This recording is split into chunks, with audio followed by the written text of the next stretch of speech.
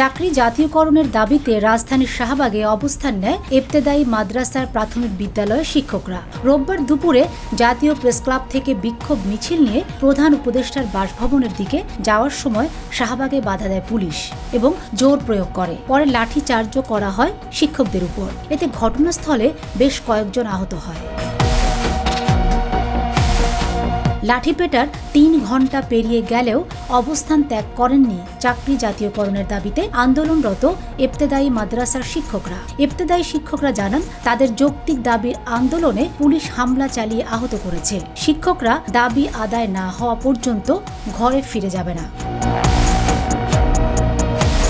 তারা বলেন, ৪০ বছর অনুদানভুক্ত ও অনুদানবিহীন মাদ্রাসার শিক্ষকরা বিনা বেতনে শিক্ষকতা পেশায় মানবেতর জীবনযাপন করছেন। স্বতন্ত্র ইবতেদায়ী মাদ্রাসা প্রাথমিক বিদ্যালয়ের মতো জাতীয়করণের ঘোষণা না দেওয়া পর্যন্ত লাগাতার অবস্থান, ধর্মঘট সহ বিভিন্ন কর্মসূচি পালন করা হবে।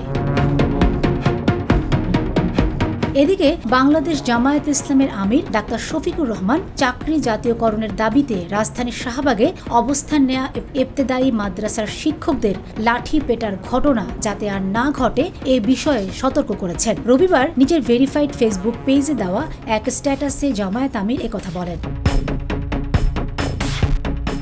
জামায়াত আমির ফেসবুকে আরও লেখেন, চাকরি জাতীয়করণের দাবিতে অবস্থান নেয়া স্বতন্ত্র ইবতেদায়ী মাদ্রাসার শিক্ষকদের আন্দোলনে পুলিশের লাঠিপেটা, জলকামান, সাউন্ড গ্রেনেড ও কাঁদানে গ্যাসের সেল নিক্ষেপ করা শিক্ষকদের সম্মানের উপর আঘাত।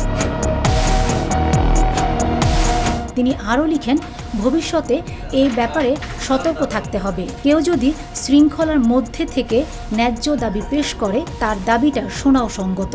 শক্তি প্রয়োগের সংস্কৃতি খুব ভালো ফল বয়ে আনে না। ইবতেদায়ী মাদ্রাসার শিক্ষক শিক্ষিকাদের বক্তব্য শুনুন, তাৎপর্য বুঝুন।